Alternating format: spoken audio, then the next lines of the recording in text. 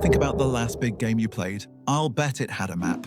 And I'm willing to bet that map looked like a Jackson Pollock painting, if the paint was made of icons, question marks, and quest markers. A huge world advertised as hundreds of hours of content. A digital theme park where every single inch is designed to grab your attention and give you something to do. We chase these icons. We clear outposts, climb towers, collect feathers, and follow the dotted line. The game turns into a checklist, a series of tasks to finish, basically a second job that we pay for. And in this constant chase of doing, we've started to feel this weird exhaustion, a fatigue from worlds that scream for our attention but give us no room to think. Stop it. Get some help. We're guided, prompted, and rewarded at every turn. But are we ever really exploring? Are we ever truly alone? But what if the most meaningful worlds aren't the ones that are full, but the ones that are empty? Cut the noise, cut the music, cut the icons. We're standing in the Nexus, a giant, impossible space floating between worlds. There's no mini-map, no quest logs flashing on the screen. There's only the faint, sad song of the maiden in black, the whisper of souls, and the heavy, magnificent silence of a world waiting to be broken. While other games fill every corner with icons and quests, the quiet emptiness of the Nexus in Demon's Souls is a whole different story. It's a hub world that offers almost nothing, and because of that, it gives us everything. This is the story of how its deliberate emptiness, its isolating rules, and its high-stakes multiplayer create a powerful, profound experience of loneliness, an experience that modern games seem terrified to copy. This is the story of the empty masterpiece.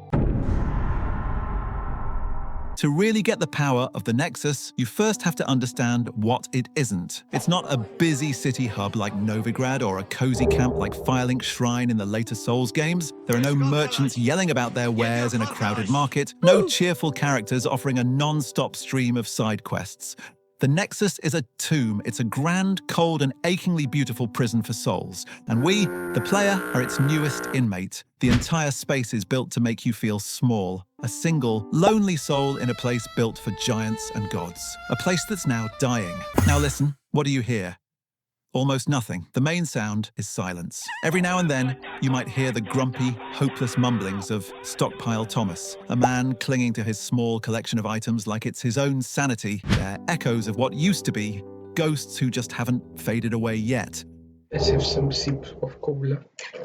In soul form, your health bar is cut in half. You are a ghost, less real, less tied to the world. And in this weakened, ghostly state, you are completely alone. You can't summon other players for help. Many veteran players will, after beating a boss and returning to body form, immediately go back to the Nexus and kill themselves by jumping from a high ledge, just to get back to the safety of soul form. They choose loneliness, they choose isolation, because in the world of Demon's Souls, being alone is safe. Connection is a risk that often isn't worth taking. Then there are the bloodstains. Touching a pool of red on the ground replays another player's final moments. And finally, there are the messages. Liar ahead. Try jumping. And then there's the invasion. The dreaded notification. A black phantom has invaded.